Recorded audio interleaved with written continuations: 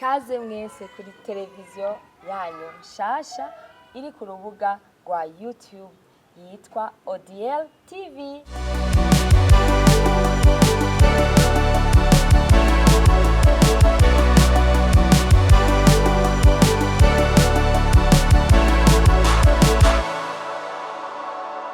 Karibu mwese rero turabaramukije, mwaramutse canke mwiriwe bivanye naho muturaba muri aya masaha.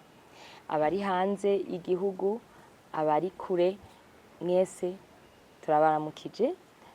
Jewe banyita Dalila Nimpagaritse, ndi umuvyeyi, ndubatse, nkaba ndi umurundikazi mugabo yakuriye hanze.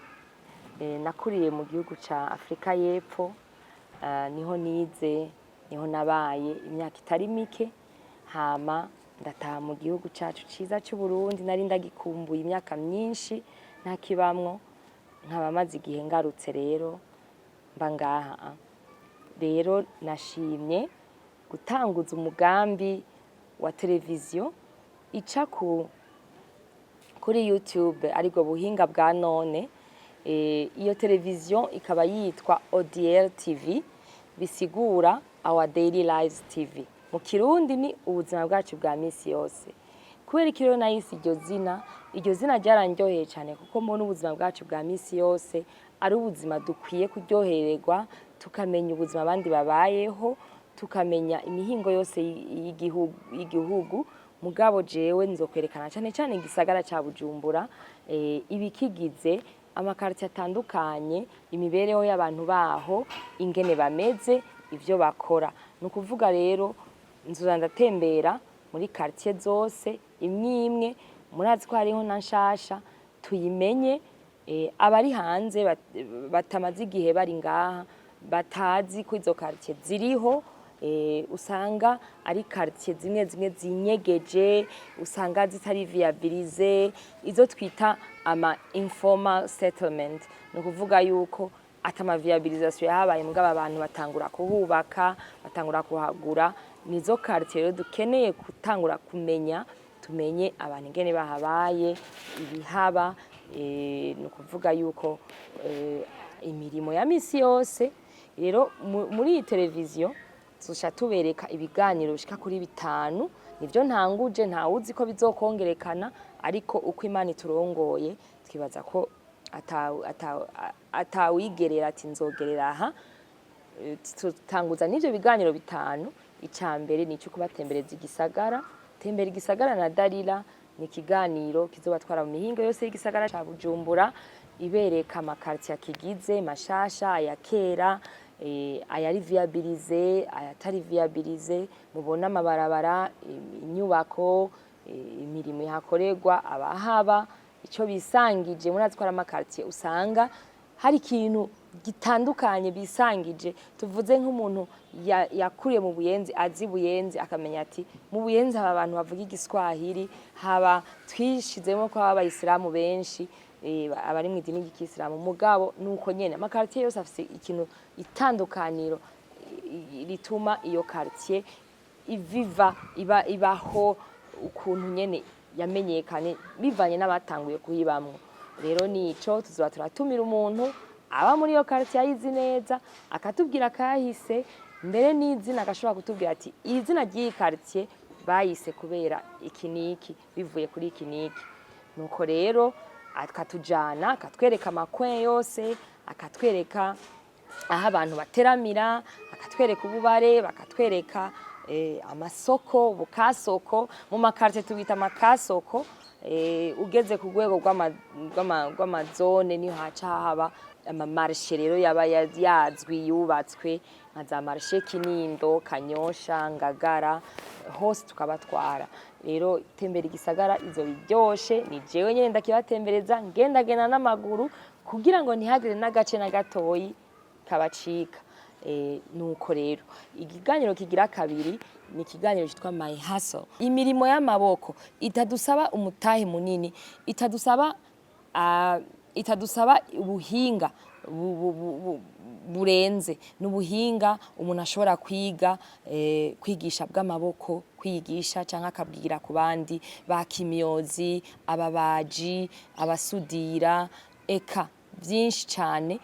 Iyo niyo mirimo nzogendera. Abadandaji badandaza utuntu duto duto, murazi ko abamama biyungunganya kugira babesheho imiryango yabo, bagiye bose turakeneye kumenya ingene batanguye gukora utwo tuzi, icyo baturonkamwo, akarusho bafise muri iyo mirimo. Gashobora rero kubera icigwa abandi bavuga bati ndafise umutahe mugabo sinarinzi ico nowukoza, sinarinzi mu kibano ibintu nk'ibi ko bikenewe, abantu ndavye mu kibano ahondi ko bikenerwa.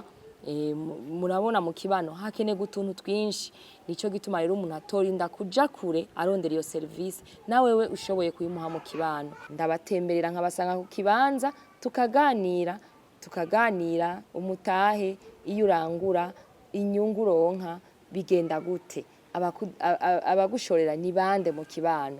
Nico rero ikiganiro kizoba kiryoshe cyane, kandi narabonye abantu barijukiye kumenyekanisha ibyo bakora. Niyo rero My Hustle. Hakaba ikiganiro kigira gatatu rero arico citwa A Day in the Life of, aho dukurikirana umuntu tukamenya umunsi wiwe ugenda gute, dukurikiranye nk'umusani canke umwigisha canke umufotografe, uwo ari we wese dushaka kumenya umunsi wiwe ugenda gute, tukamukurikirana kuva mu gatondo avyutse gushika ku mugoroba, vyagenze gute, yaciye hehe, yafunguye hehe, hama ku mugoroba acateramira he, nyimba ari muri weekend. Nuko rero tuzokurikirana ubuzima bw'abantu kuri uwo munsi wose, akaba ari umuntu ari interesa. Murashaka kutubwira ati tushaka utubarize naka ko twomenya umunsi wiwe ugenda gute, utubarize umuntu runaka. Ico ni A Day in the Life of, ni kuvuga umunsi mu buzima bwa naka. Ikiganiro kigira kane ni My Life My Journey, ni kuvuga ubuzima umuntu wese yaciyemwo burafise ico bwamwigije, nyimba ari ibihe by'umunezero vyagenze gute ngo abishikeko, nyimba ari 6 yagize mu buzima, ari ibintu yabironse gute. Tuzorondera abatumire bashoboye guca mu bintu nk'ivyo by'ubuzima, ari ibihe bibabaje, navyo nyine akatubwira ati uku niko nashoboye kwifata kugira ngo ndabivemwo. Aho rero umutumire wacu turiko turaganira ubuzima bwiwe n'urugendo rwiwe bw'ubwo buzima.